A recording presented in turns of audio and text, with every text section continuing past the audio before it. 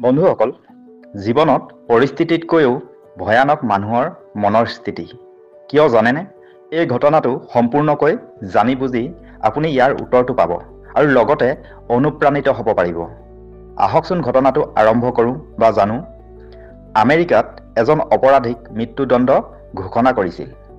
প্ৰথমে অপৰাধীজনক ফাঁচীকাঠত ওলমাই মৃত্যুদণ্ড দিয়া ব্যৱস্থা কৰা হৈছিল।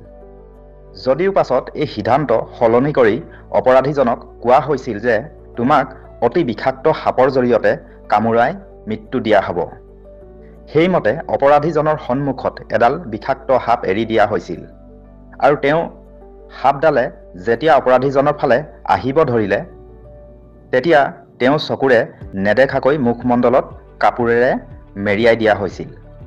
সাপডালে অপৰাধীজনক ঠিক কামোৰাৰ আগমুহূৰ্তত তৎক্ষণাৎভাৱে সাপডাল আঁতৰাই দিয়া হয় আৰু সাপে কামোৰাৰ পৰিৱৰ্তে তেওঁৰ শৰীৰত বেজী আগৰ জোঙা অংশৰে জোৰকৈ খুচি দিয়ে। বেজীৰে খুচি দিয়া ঠিক ২-৩ মিনিটমানৰ পাছত অপৰাধীজনে ইফালে সিফালে লৰচৰ কৰি ঢলি পৰে আৰু তেওঁ তাতে মৃত্যু হয়।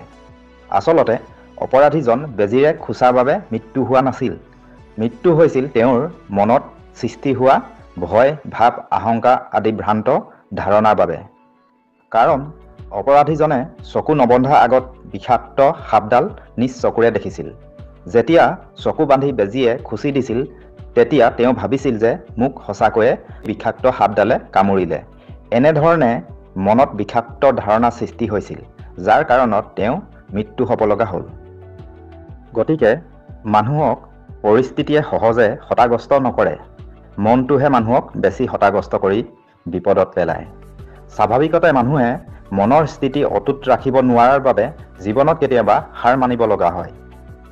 পৰিস্থিতি যেনেকুৱাই নহওক কিয়, জীৱনত যি কৰে তাক সঠিকভাৱে নিৰ্ণয় লৈ এটাই লক্ষ্য ভেদ কৰক, যেতিয়ালৈকে সেই স্থানত উপনীত নহয়। কিন্তু তাৰ আগতে মনত ভয়, ভাৱ, আশংকা আদি কেতিয়াও সৃষ্টি কৰি নল'ব। ধন্যবাদ। ইতিবাচক চিন্তা ধাৰণাৰে আপোনাৰ জীৱন সফল হওক।